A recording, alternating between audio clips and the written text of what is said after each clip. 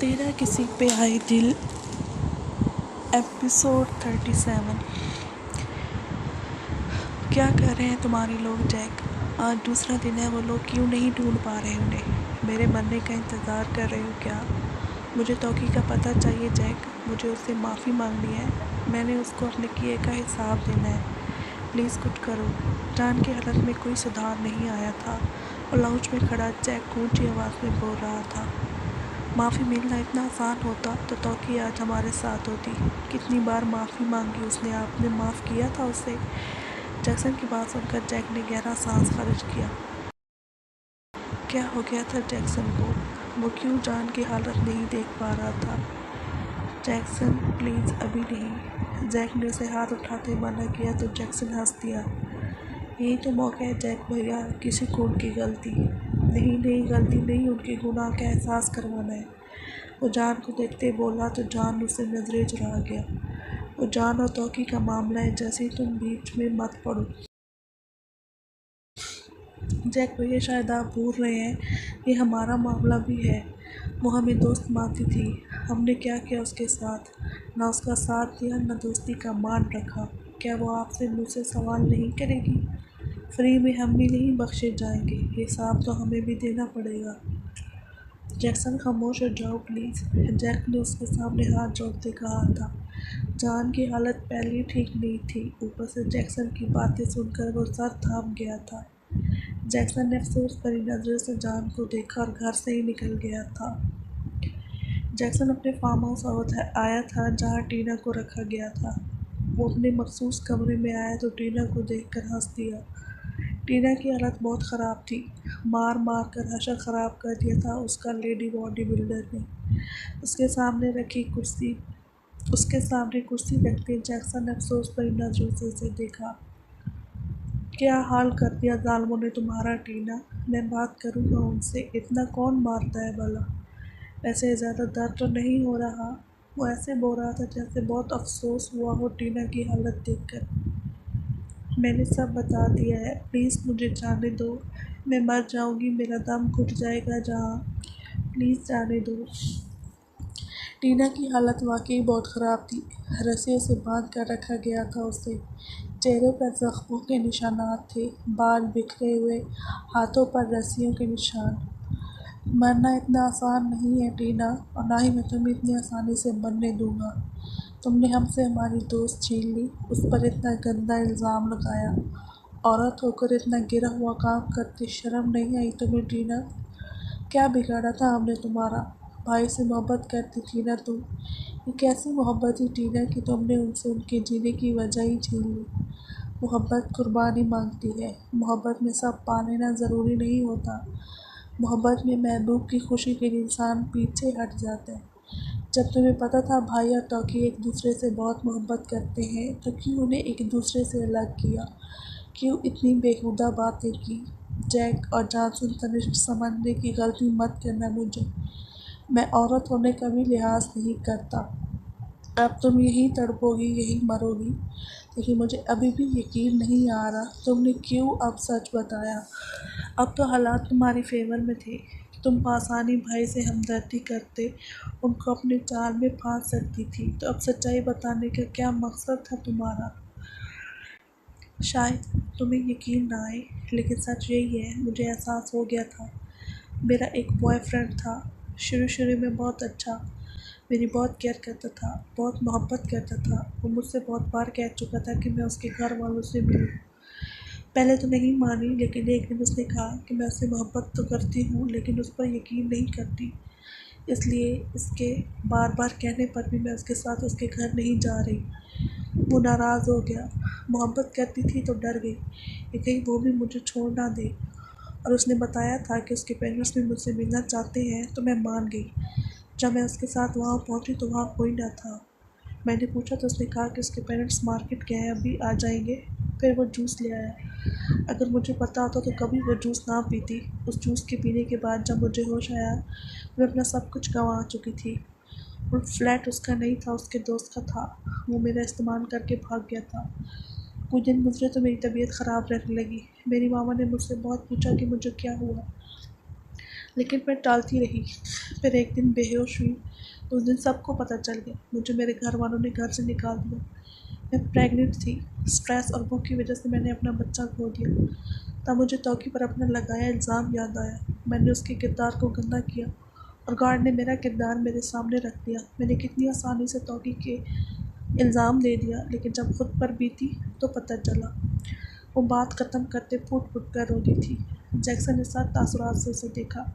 उसकी सच्चाई उसकी आंखों में दिख रही थी। अचानक टीना को अपने हाथ आज़ाद महसूस हुए। जैक्सन ने उसे रस्सियों से आज़ाद कर दिया था। तुम्हें तुम्हारे किए की सज़ा देना चाहता था मैं, लेकिन ऊपर वाले ने मेरा इंतकाम बहुत पहले ले लिया तुमसे। इससे बड़ी सज़ा तुम्हारे लिए और क्या होगी कि तुम अपनी इज़्ज़त खो चुकी हो। तुम्हारे माँ बाप ने तुम्हें घर से निकाल दिया। तुम्हारे पास कोई ठिकाना नहीं है। दर बदर की ठोकरें खा रही हो, जैसे हमारी तौकी खा रही है। तुम्हें जान से मारने का जी चाह रहा है, लेकिन मैं तुम्हारे गंदे खून से अब अपने हाथ नहीं रंगूंगा। दफ़ा हो जाओ यहाँ से। वो दरवाजे की तरफ इशारा करते ज़ोर से बोला तो वो गिरती पड़ती वहाँ से भागी थी। जैक्सन ने ज़ोर से दीवार पर मुक्का मारा था।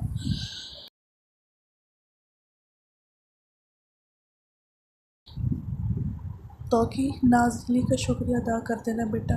भले ज़बान की कड़वी है, लेकिन दिल की बहुत अच्छी है। उसकी वजह से तुम्हें एक अच्छी कंपनी में जॉब मिल गई।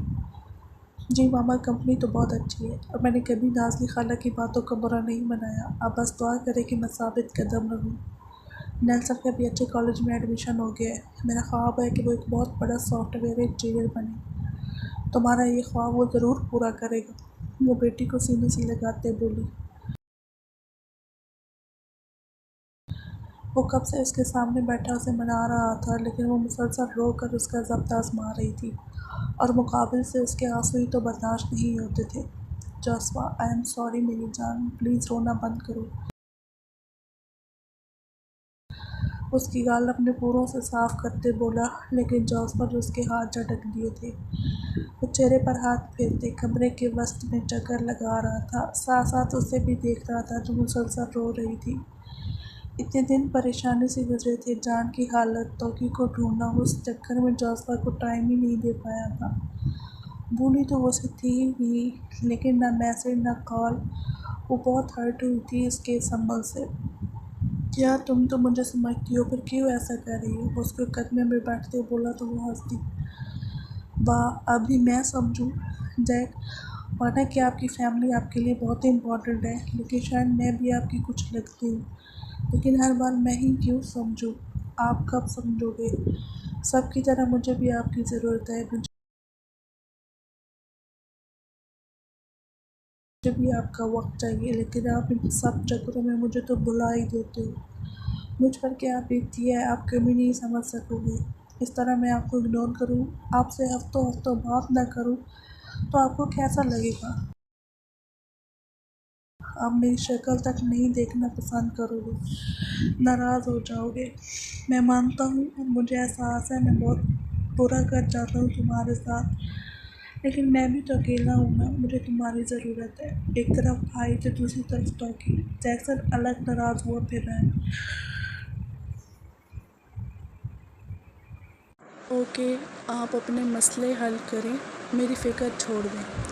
वो आंखें साफ़ करते से पहले कि बाएं जाती, जैक ने आगे बढ़कर उसे पीछे से जकड़ते, उसकी पुश्त को सीने से लगाते, उसके पेट पर दोनों हाथ बांधते उसकी गर्दन में चेहरा घुसाए आंखें मूंद गया। छोड़े मुझे। वो उसके हाथ अपने पेट पर से हटाती बोली, लेकिन मुकाबिल की गिरफ्त से निकलना आसान थोड़ी था। नहीं छोड़ूंगा, तुम्हें छोड़ा तो मर जाऊंगा। वो उसकी गर्दन जा बजा चूमते बोला। नहीं चाहिए बाप का प्यार, जाएं अपने काम करें। वो मुसलसल खुद को छुड़वा रही थी। अपना काम ही तो कर रहा हूँ, तुम्हें प्यार करना ही तो काम है मेरा, मेरे अलावा कोई नहीं कर सकता। उसकी कान की लू को लबों में दबाते बोला, अगर ऐसे रहा तो मुझे कोई और मिल जाएगा जो मुझसे मोहब्बत भी करेगा और टाइम भी देगा।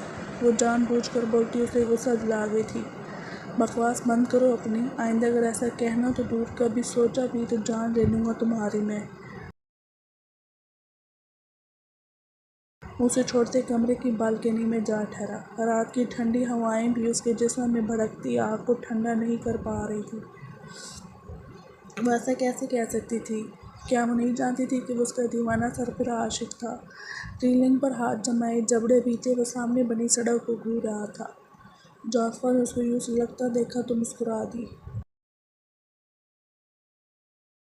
जैक को अपनी कमर पर लबों का लम्स महसूस हुआ तो वो मज़ीद ज़ोर से रेलिंग को पकड़ गया। नाराज़ मैथी मुंह बनाकर आप खड़े हो गए। जैक ने झटके से मुड़ते उसके बाल गुदी से पकड़ते उसके होंठों पर गिरफ्त जमाई। उसकी शर्ट मुट्ठियों से जकड़ते उसकी शिद्दत बर्दाश्त कर रही थी। जैक ने उसे कमर से पकड़कर ऊंचा किया और गिरफ्त और मजबूत की। जोस्फा जैक के सहारे खड़ी थी, वरना कब की ज़मीन बोझ हो चुकी होती। जैक ने उसे यूं जकड़ा हुआ था कि उसके वजूद का हिस्सा बटी हुई थी। उसकी सांसें उखड़ती महसूस करते जैक ने उसके होंठों को आज़ाद किया, लेकिन अपनी गिरफ्त से आज़ादी नहीं दी थी। वो उसके सीने पर सर रखे सांसें बहाल करने लगी। आज रात मैं यही हूँ, मैं तुम्हारे पास घर नहीं जाऊँगा। सारी रात तुम्हारे एक एक हिस्से को चूमते तुम्हें सराहूँगा। सारी रात चूमूंगा तुम्हें, ताकि तुम्हें बता सकूँ कि कितना प्यार करता हूँ मैं तुमसे। इतना प्यार करूँगा कि तुम आइंदा किसी और के बारे में सोचोगी भी नहीं। बुरा लगा ना आपको मेरा ये कहना? मैं उसके सीने से सर हटाते बोली। आग लग गया मुझे, आग लगा गया मुझे। वो उसे छोड़ते हुए उसकी तरफ से रुख फेर गया। जॉस्फा घूमकर उसके सामने आई तो जैक ने गुस्से भरी नज़र से उसे देखा। आप शायद भूल रहे हैं कि आप मुझे मनाने आए थे, ना कि खुद रूठने। वो उसकी बीड़ पर लब रखते बोली तो वो आंखें घुमा गया। ये लड़कियों वाली आदत कहाँ से आ गई आपके अंदर? वो उसकी आंखें घुमाने पर हंसते बोली तो जैक ने मसनूई गुस्से से उसे देखा। आइंदा भूलेंगे मुझे, इग्नोर करेंगे मुझे, फ़ोन करना भूलेंगे, रोज़ आई लव यू बोलना भूलेंगे? वो भीगी आंखों से उसे देखते बोली तो जैक ने उसे सीने से लगाते फिर से उसके होंठों पर झुककर अपनी गलती की तलाफी की थी। जॉस्फा का हाथ अपने बालों पर महसूस करते वो मज़ीद जुनूनी हुआ था। उसे यूँ उठाए वो अंदर आया था। उसे नरमी से बेड पर लटाते खुद उसके ऊपर आते उसकी सांसें घूट गया था। उसके गर्दन उसकी गहराइयों को शिद्दत से चूमते वो इससे भी खुद के साथ मदहोश कर रहा था। Jack please. वो उसकी इतनी शिद्दत पर निढाल हो गई थी। ये सिसकियाँ सारी रात सुनना चाहता हूँ मैं। आज तुम्हें बताऊँगा कि इश्क हो तुम मेरा। वो उसके बेली बटन चूमता उसके सिसकने पर मजबूर कर गया था। और जैक ने अपना काम वाकई पूरा किया था। सारी रात न खुद सोया न उसे सोने दिया था। उसके पूर पूर को अपने लम्ब से महकाते वो उससे लिपट कर सो गया था।